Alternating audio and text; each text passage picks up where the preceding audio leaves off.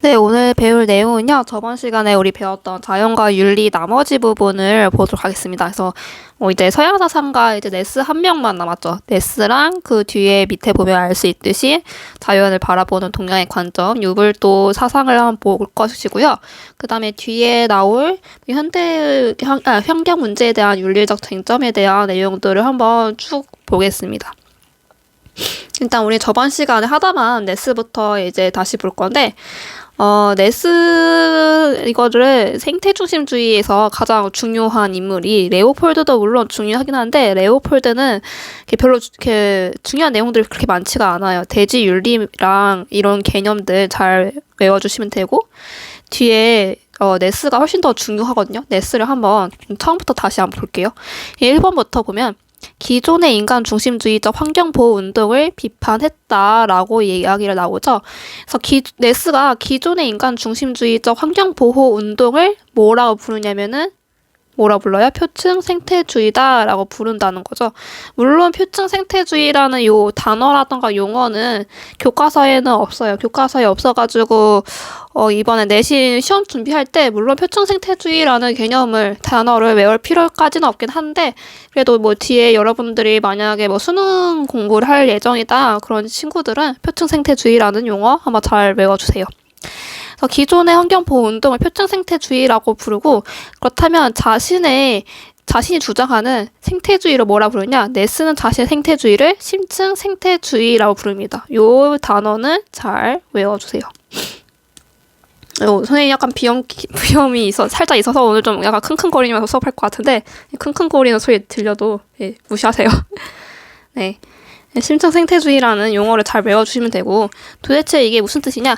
환경 위기를 극복하기 위하여 기존의 이런 인간의 세계관과 생활 양식 자체를 생태 중심적으로 바꿔야 된다 해서 심층 생태주의라고 했죠. 그렇다면 우리가 바꿔야 할 기존의 세계관은 무엇이냐? 우리가 저번 시간에 배웠던 인간 중심주의라던가 아니면 도구적 자연관? 아니면은, 오늘날 이런 사람들 많잖아요. 자연을 보호하거나, 사람들의 정신적인 가치를 그런 것들을 추구하기보다는 경제 발전을 훨씬 더 중요하죠.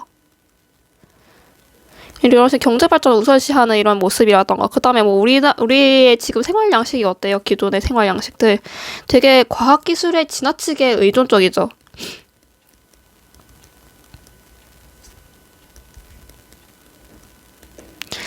이런 식의 우리의 세계관과 생활 양식들을 어떻게 바꿔요? 이런 것들을 우리가 버리고 생태 중심적으로 바꿔야 한다 이렇게 말하는 게 심층 생태주의라는 거죠. 굉장히 이건 되게 혁신적인 말입니다. 우리가 기존에 갖고 있었던 이런 문명을 아예 갈아엎어버리고 아예 생태계 중심적으로 자연 보호적으로 우리의 태도라던가 세계관이라던가 생활 양식을 아예 전면적으로 180도 돌리자 이런 말인 거예요. 그래서 심층 생태주의라는 단어 잘 외워주시고요. 그 다음에 두 번째 중요한 개념이 큰 자아 실현이다라고 선생님이 저번 시간에 얘기했죠. 큰 자아 실현 요 단어도 잘 외워주세요. 어떤 내용인지 볼게요. 큰 자아 실현이란 자신의 자연이라는 더 큰 전체의 일부로 인식하여 자기를 누구랑 상호 관련시켜요. 자기를 자연과 상호 관련성을 통해 이해하는 과정을 우리가 큰 자아 실현이다라고 이야기를 해요. 뜻을 보면은 이해하기 힘든데 여기 밑에 박스 내용을 잘 이렇게 비교해서 잘 보면 좀 이해가 될 거예요. 한번 박스 내용부터 봅시다. 두 번째 동그라미부터 보면은 더 넓은 관점인 자연과 나의 동일시를 통하면 환경 보호 덕분에 자기 이익에도 도움이 된다는 것을 알 수가 있다. 자기 실현을 협소한 자아의 만족을 보는 것은 자신을 심각하게 과소평가하는 일이라는 것을 알 때 우리는 사람들에게 더 큰 나라는 관념을 이야기할 수 있다. 그래서 우리가 보통 나의 자아 정체성이라던가 자아 실현 이런 것들을 얘기할 때 나와 다른 사람 아니면 나와 이렇게 인간 사회를 이렇게 비교하면서 또 나의 정체성을 알아가잖아요. 근데 그렇게 협소하게 정의하기보다는 나와 환경, 나와 자연과의 어떤 관계를 가지고 있는 걸까? 나는 자연에게 어떤 영향을 주고 있고 자연은 또 나한테 어떤 영향을 주고 받냐 이렇게 더 크게 확장해가지고 내가 지금 하고 있는 이런 환경보호 운동이 어떤 나한테만 뭐 해가 끼치고 인간한테 어떤 경제적인 뭐 문제가 생긴다던가 뭐 그런 것들이 아니라 이런 환경보호 운동 덕분에 나의 이익에도 되게 도움이 된다는구나. 그러니까 나라는 사람을 좀 더 환경과의 관계 속에서 바라본다는 거죠. 이게 우리가 큰 자아 실현이다라고 부르는 거예요. 네, 그 다음 밑에 4번의 생명중심적 평등 볼게요. 이거는 당연한 이야기하고 있죠. 네, 모든 생명체가 상호 연결된 공동체의 평등한 구성원으로서 동등한 가치를 지닌다. 그러니까 인간과 자연이 있으면 인간 중심주의는 당연히 자연보다는 인간이 훨씬 더 가치가 있고 더 훨씬 본질적인 존재라고 부르겠죠. 그런데 생태 중심주의 같은 경우에는 인간은 어떻게 봐요? 인간은 자연의 한 구성원이다, 평등한 구성원이다 이렇게 보죠. 그렇기 때문에 인간과 자연을 동등한 가치로 바라본다 이렇게 보는 거예요. 그 다음 밑에 보면은 레오폴드에 대한 이야기 나와 있는데 한번 볼게요. 어떤 것이 생명 공동체의 온전성, 안전성, 아름다움에 이바지하는 경향이 있다면 옳은 것이며 그렇지 않다면 그른 것이다. 그러니까 인간이 윤리적 행동하려면 어떻게 해야 돼요? 생태계 중심적으로 행동해야 된다. 뭐 이런 이야기겠죠? 그 다음에 3번 내용 봅시다. 3번 내용 보면은 생태 중심주의의 의의와 한계가 있어요. 한번 보도록 합시다. 의의부터 보면은 생태계를 포괄적으로 바라볼 수 있는 시각을 제공해 주어 환경 문제를 해결하는데 굉장히 큰 도움을 준다. 반면에 한계는 무엇이 있냐?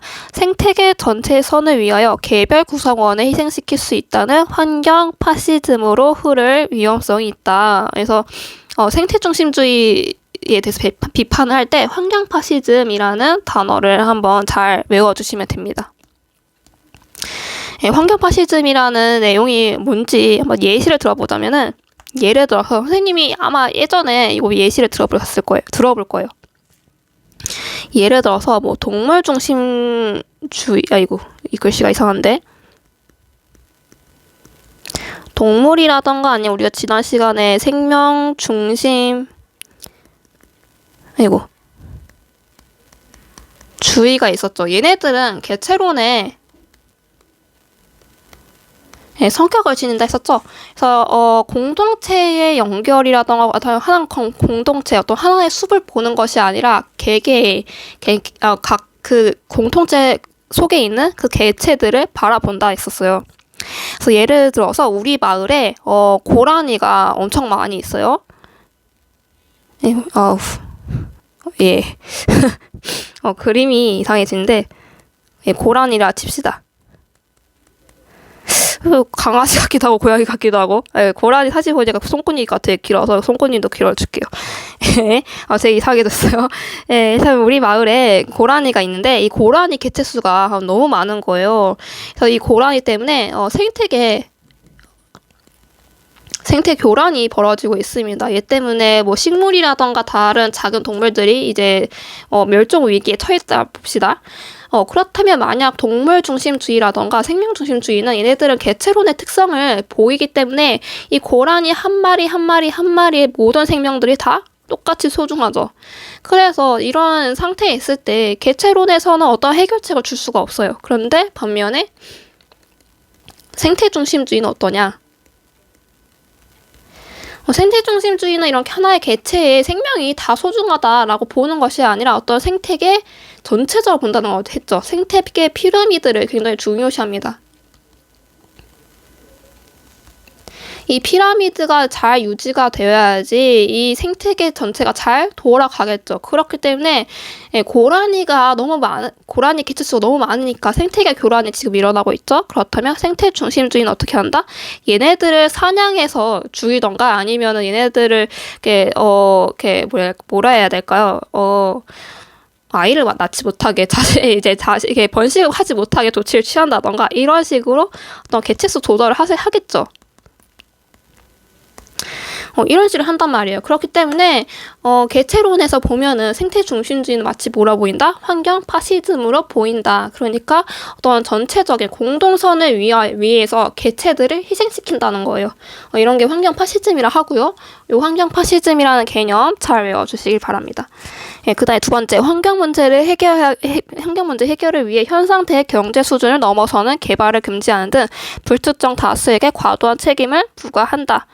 그러니까 계속해서 인간들이 좀 더 살기 좋게 경제 발전하다 보면은 당연히 자원 낭비라던가 자원 고갈이라거나 아니면은 어떤 지구 온난화가 일어난다던가 이런 식의 일이 벌어질 수밖에 없잖아요.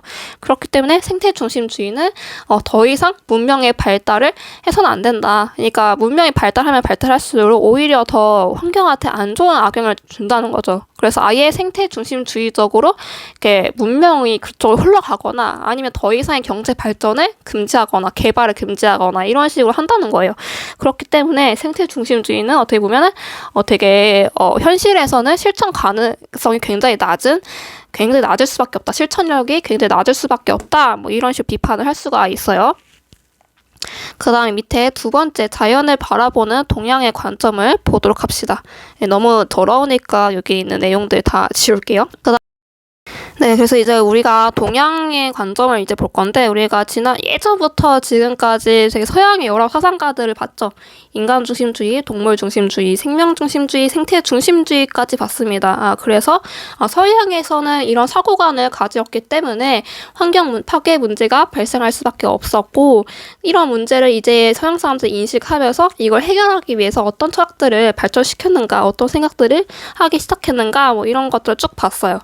네, 그렇다면 환경 문제 해결하기 위해서 우리가 물론 서양의 사상도 굉장히 중요하긴 하지만 우리가 전통적으로 기존에 가지고 있었던 동양의 여러 사상들을 통해 우리가 자연과 인간의 관계를 이런 식으로 형성해야 되는구나. 이런 식으로 형성해야지 우리가 환경 문제를 해결할 수 있구나. 이런 걸 알 수가 있거든요.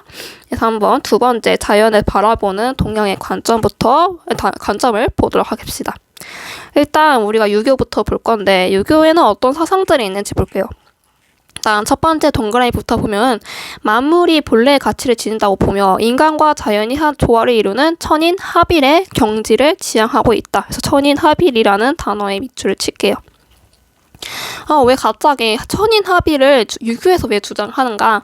유교의 약간 뭐랄까요, 독특한 세계관을 알면은 좀 이해하기 쉬운데, 이 우주 만물이 형성되는 과정을 성리학에서 되게 자세하게 이야기를 해요. 그러니까 예를 들어서 이 우주 만물이 형성되기 이전에 태초에 하늘에 뭐가 있냐? 하늘에는 이치가 있다는 거죠. 어떤 자연 법칙? 이치에서 우리가 이거를 리라고 부릅니다. 리. 이 리가 있는데 이 리가 무슨 역할을 하냐, 이 우주라던가 이 세계가 돌아가는 자연 법칙 아니면 인간이 어떻게 살아가야 하는지 도덕 법칙이 되는 것이 리라고 부릅니다. 그래서 여기 쓸게요. 우주 만물의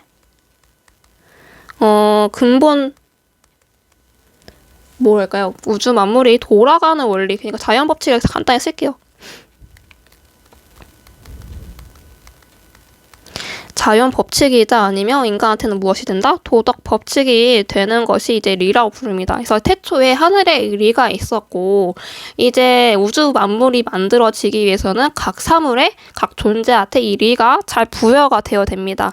그래서 예를 들어서 인간이라던가 아니면 동물이라던가, 그림 대 못 그리죠?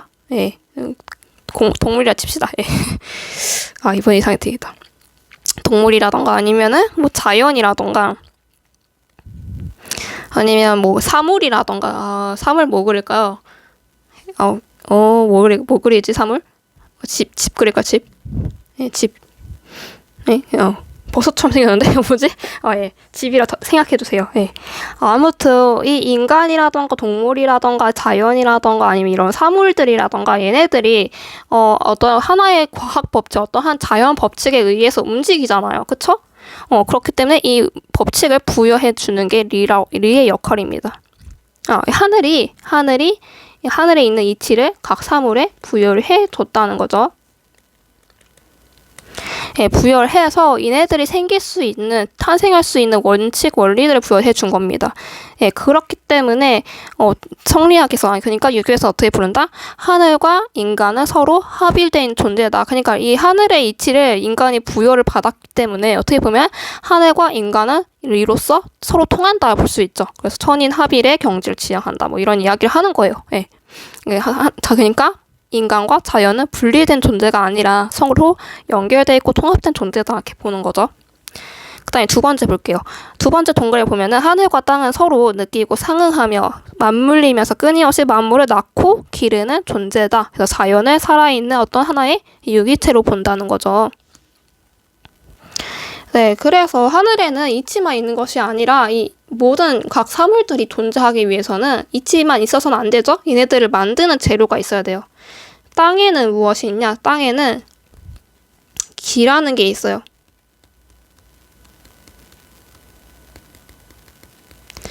이 기라고 있는 게, 이 기는 무엇을 하냐? 이 형상을 만드는, 그냥 육체라던가 겉모습을 만든다 이런 말이죠. 형상을 만드는 진료, 쉽게 말해서는 재료다 이렇게 보는 거죠. 그래서 하늘의 이치가 이제 각 사물에 부여가 되어서 얘네들이 이제 움직이거나 변화할 수 있는 근본 원리를 받았어요. 그렇다면 이 원리만 있어서는 안 되죠. 얘네들의 겉모습을 만들어주는 기가 필요합니다. 그래서 이런 식으로 하늘과 땅이 서로 상응하면서 맞물리면서 각 여러 존재들을 만들어냈다는 거예요. 그래서 자연을 어떻게 본다? 하나의 서로 다 연결된 유기체로 보는 거구나. 이렇게 이해를 하시면 됩니다. 너무 더러워서 필기 내용을 지울게요. 그 다음에 두 번째, 불교를 볼게요. 불교를 보면은, 불교를 배우시면 가장 먼저 우리가, 외워야 되는 게 연기설입니다. 연기설이 굉장히 불교에서 되게 중요해요. 연기설을 별표 칠겠습니다. 연기설이 무엇이냐? 모든 존재가 원인과 조건으로 연결되어 서로 영향을 주고받는다. 만물의 상호 의존성을 굉장히 강조한다 라고 말을 하는 게 연기설이라는 거죠. 예를 들어서 나라는 존재가 있다 칩시다. 나라는 존재가 갑자기 어느 날 하늘에 뚝 떨어진 건 아니죠. 나라는 존재가 존재하고 성장하고 나중에 죽기 위해서는 여러 가지 원인과 조건이 필요하다는 거예요. 예를 들어서 나라는 존재 만들어지기 위해서는 부모님이 필요하시죠. 부모님이 필요하고, 또 부모님이 존재하기 위해서는 또 할머니, 할아버지들이 이제 필요하시죠. 그리고 부모님이 태어났다고 해서 나라는 존재가 반드시 있는 것이 아니라 부모님이 만나야지만 나라는 존재가 생길 수가 있고요. 또 뭐가 있어요? 나라는 존재가 만들어지려면 부모뿐만 아니라 뭐 친구라던가 아니면 뭐 이웃이라던가 뭐 국가라던가 아니면 나라는 존재가 만들어지기 위해서는 먹고 살아야 되죠. 자연, 뭐 음식, 이런 식으로 여러 가지 원인과 조건들이 필요합니다. 이런 원인과 조건들이 서로 독립적으로 존재하는 것이 아니라 서로 다 연결되어가지고 다 이렇게 서로에게 영향을 주고 받아요. 이런 식으로 어떤 하나의 그물망으로 연결돼 있다. 마치 그물처럼 서로 다 연결되어 있다 해서 이거를 불교 용어에서는 인다라망이라 부르거든요. 마치 서로 그물처럼 연결되어 있다라고 말하는 건데, 이처럼 모든 존재들은 어떤 독립적이고 서로 이렇게 독립적으로 서로 자존하는 그런 존재가 아니라 서로 영향을 주고받으면서 찰나에 생겼다가 찰나에 사라지고 이런 식으로 계속 반복하는 그런 존재들이다. 그래서 우리가 연기설이라고 불러요. 그래서 연기설의 가장 핵심은 여기 물개문이 친 듯이 처음 친 부분이죠. 만물의 상호 의존성을 굉장히 강조한다는 부분이고요. 그다음에 두 번째 동글 볼게요. 그래서 인간과 자연은 서로 분리되어 존재하는 것이 아니라 뭐래요? 하나의 이렇게 그물망으로 연결돼 있다는 거예요. 하나의 그물망으로 서로 긴밀하게 연결되어 있습니다. 그렇기 때문에 모든 생명을 소중히 여기면서 자비를 베풀어 살아야 가야 한다는 거죠. 그러니까 불교를 믿는 스님들을 보시면 알 수 있잖아요. 절대 고기를 먹지 않으시고 절대 함부로 아무리 미천한 벌레라고 하더라도 함부로 죽이진 않죠. 이런 식으로 불교에서는 이런 나와 모든 존재들이 서로 연결되어 있고 서로 영향을 주고받기 때문에 아무리 작은 생명이라 하더라도 함부로 죽이지 않고 소중히 여긴다는 거죠. 그렇기 때문에 불교식의 사랑인 자비를 강조할 수밖에 없어요.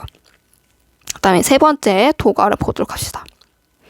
도가를 보면 자연이 아무런 목적이 없는 도가에서 가장 중요한 단어죠. 무위의 체계로서 무목적의 질서를 담고 있다. 도가에서는 무위, 자연 이런 단어를 굉장히 강조하는 단어죠. 이게 캐치프라이즈인데 갑자기 왜 무위를 강조하냐? 이 도가가 등장하는 시기가 중국에 춘추 전국시대 때 도가라는 사상이 이제 등장합니다. 그래서 갑자기 왜 이 시기에 등장하냐? 중국의 춘추 전국시대가 어떤 나라냐? 원래 주나라라고 이렇게 중국이 통일돼 있었어요. 주나라로 이렇게 통일돼 있었는데 이제 주나라가 서서히 이렇게 제도라던가 질서가 무너지면서 이제 중국이 계속 쪼개지는 거죠.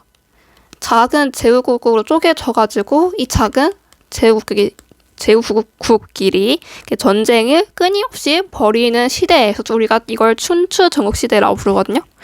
네, 그렇기 때문에 계속 매일같이 전쟁이 벌어집니다. 매일같이 제후국에 그러니까 왕이 우리나라 통치하는 왕이 전쟁에서 이기겠답시고 계속 엄청난 세금을 떼어가기도 하고 우리 집안의 소중한 아들 내미들을 끌고 가서 전쟁의 어떤 장기말로 쓰다 버리고 이런 식의 되게 사회가 혼란스럽단 말이에요. 극심한 사회 혼란이 벌어졌는데 그렇기 때문에 도가에서는 왜 지금 우리가 살고 있는 이 시대가 왜 혼란스러울까? 왜 이렇게 살기 어려울까? 그 원인을 보면은 원인의 이유는 무엇이다? 위하기 때문에 사회 혼란이 일어나는 것이다. 되게 인위적으로 계속 조작을 하고 변형하고 자꾸 이상한 제도라던가 법이라던가 이런 것들을 만드니까 이런 것들을 인위적으로 만들면 만들수록 더욱더 사회가 혼란스러울 수밖에 없다는 거예요. 그렇죠? 그러니까 뭐 장자가 이런 예시를 들어요. 이런 이야기를 만드는데 예시를 들어볼게요. 예를 들어서 오리랑 또 그림을 그려야 되는데 오리라고 생각해주세요. 예를 들어서 오리랑 오리의 오리 학이 있다 칩시다. 학이 어떻게 생겼죠? 학. 아이고, 얘 다리 길게 그려줘야 되는데 망했네요. 예를 들어서 오리랑 학이 있다 칩시다. 오리를 보면 오리의 다리는 굉장히 짧죠. 그리고 반면에 학의 다리는 어때요? 학의 다리는 너무 길어요. 그렇기 때문에 보통 인간들이라면 이런 문제점이 발생하면 어떤 인위적인 조작을 통해서 이 문제점을 해결하려고 하겠죠. 그래서 만약에 다리가 짧은 오리랑 다리가 굉장히 긴 학이 있으면 대부분의 사람들은 오리의 다리를 좀 더 길게 늘려주겠죠. 얘의 다리를 축축 잡아 당겨서 길게 만들어주고 학은 보니까 얘 너무 징그럽게 다리가 기네? 얘 다리를 좀 잘라줘야겠다. 좀 짧게 다듬어줘야지? 이런 식으로 인위적인 어떤 조작을 하죠. 그렇기 때문에 자신의 본성을 잃어버린 오리라던가 학의 입장에서 보면은 이런 인위적인 조작 때문에 되게 불행할 수밖에 없다는 거예요. 그래서 도가는 무엇을 강조할 수밖에 없냐.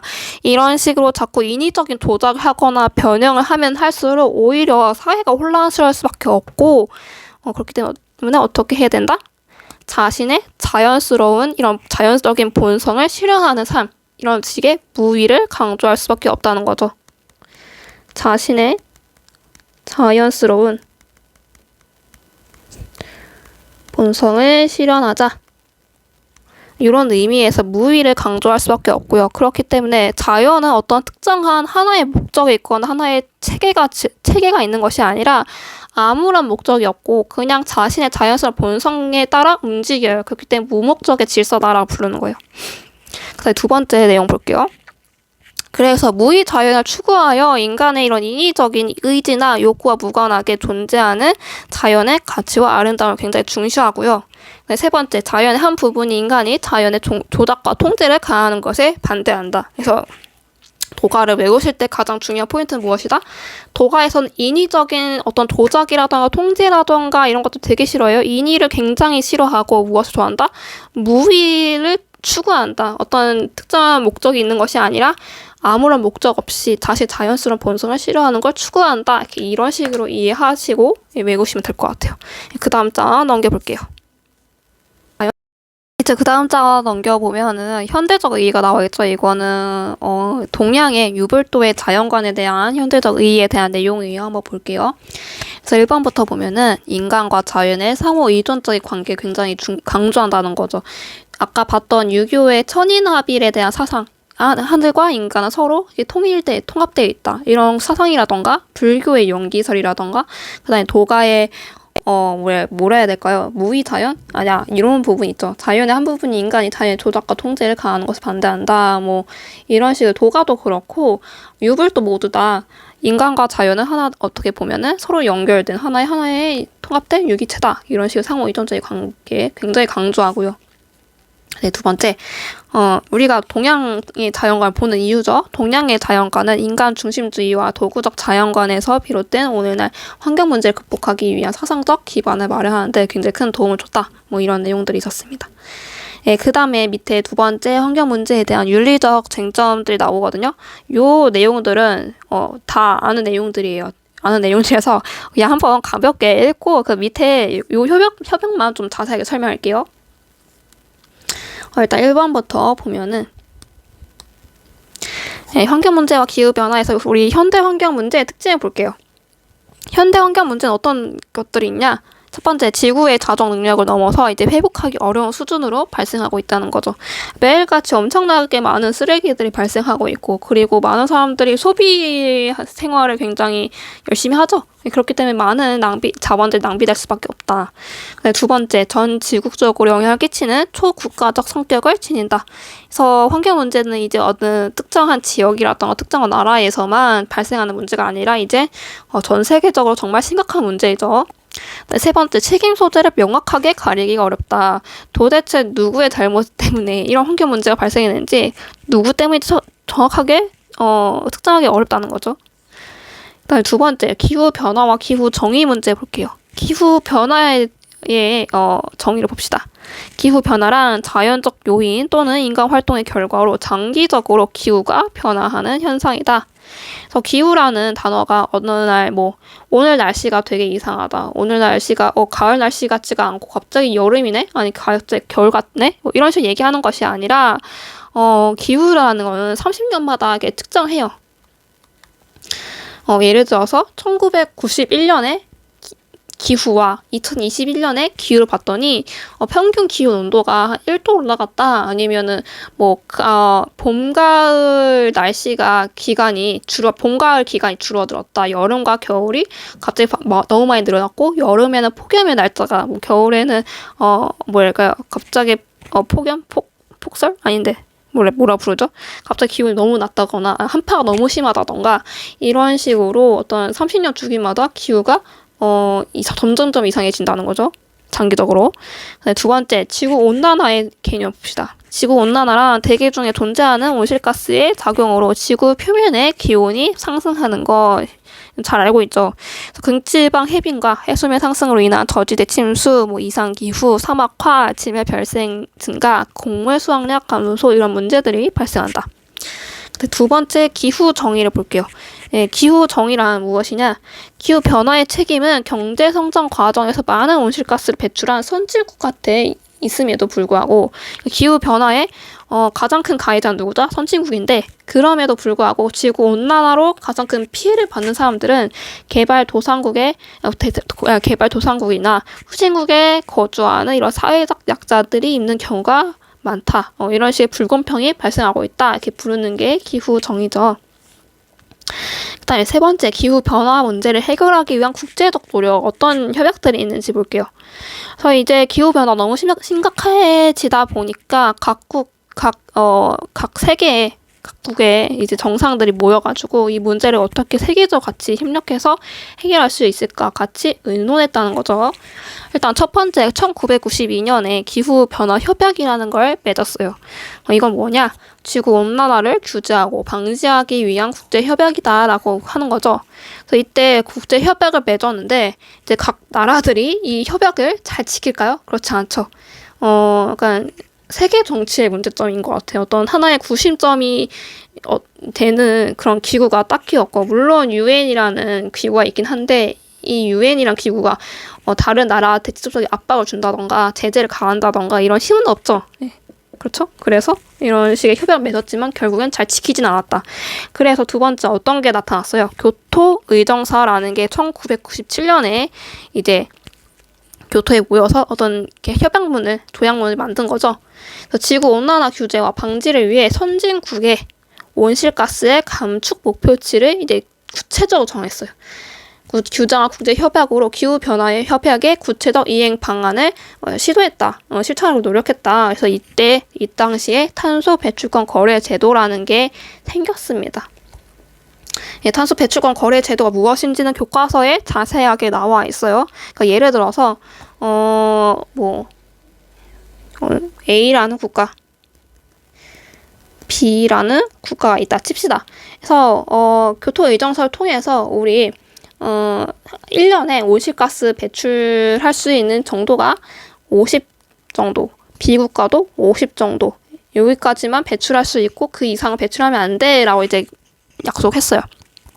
예, 그랬는데 A 국가 같은 경우에는 환경 정책이 굉장히 잘 돼가지고 1년 동안 이 나라는 30만큼의 온실가스를 배출하고 이제 20만큼 배출할 수 있는 정도가 남았죠. 근데 문제는 B 국가가 얘네들을 환경 문제에 실패했어요.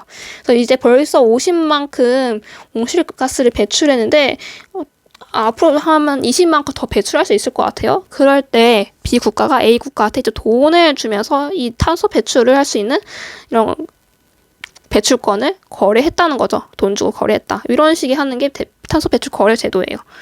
이런 식으로 했던 게 교토 의정서였고요.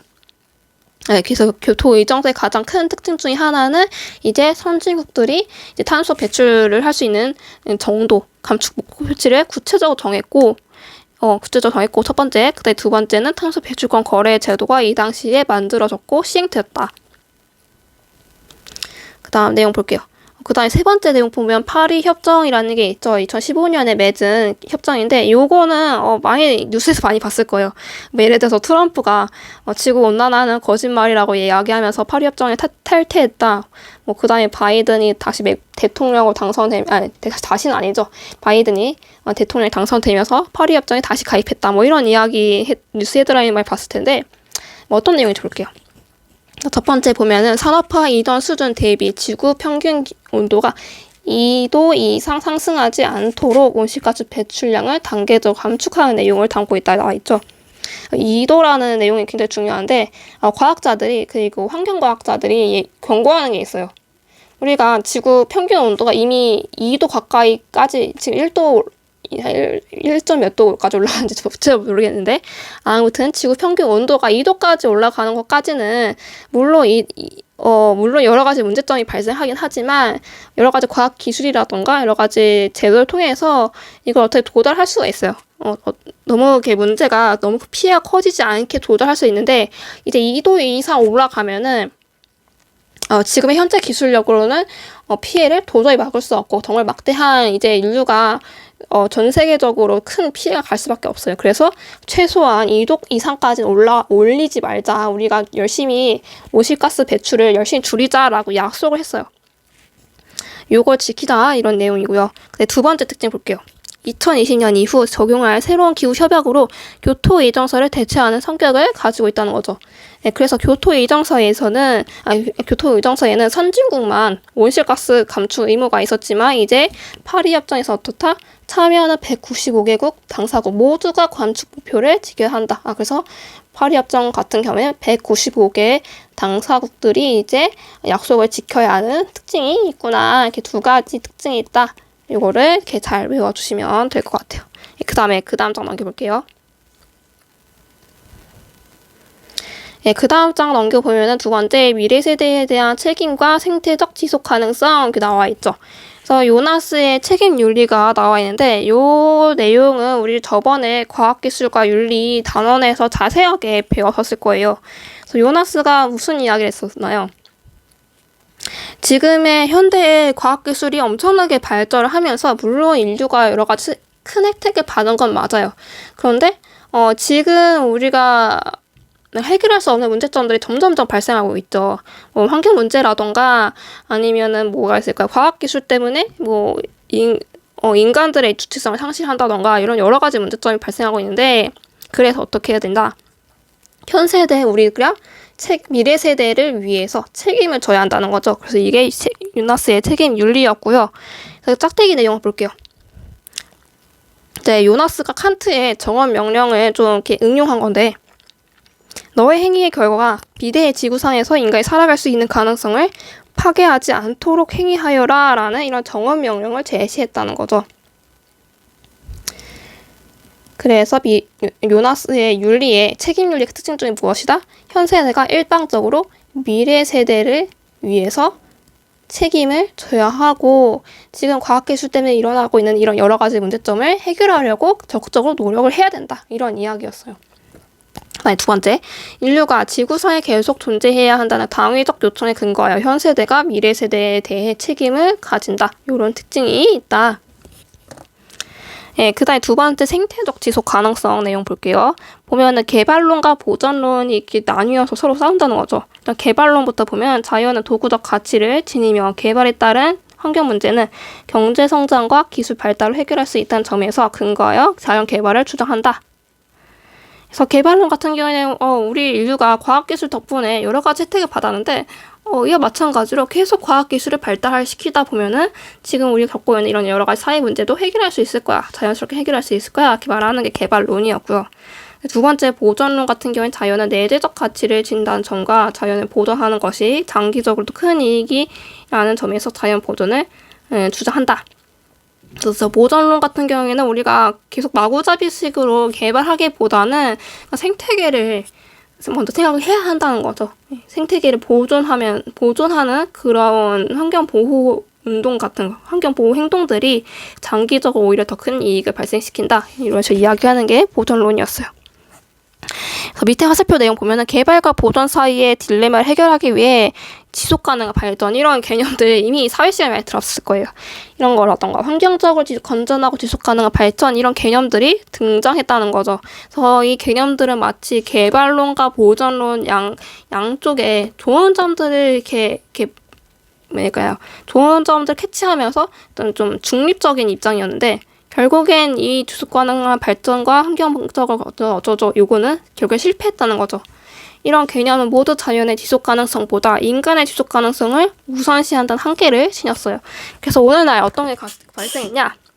그래서 오늘날 환경윤리는 경제적 효율성을 강조하는 입장에서 벗어나 생태적 지속 가능성을 더 중시하는 방향으로 전개되었다는 거죠. 생태적 지속 가능성이란 무엇이냐? 생태계의 본질적인 기능과 과정들을 유지하고 생태계의 생명 다양성을 보존할 수 있는 이런 생태계의 능력을 보존하자, 생태적 지속 가능성을 우리가 지향하자 이렇게 이야기하는 게 생태적 지속 가능성이었죠. 오늘 여기까지 보도록 하고 나머지는 다음 시간에 보도록 하겠습니다.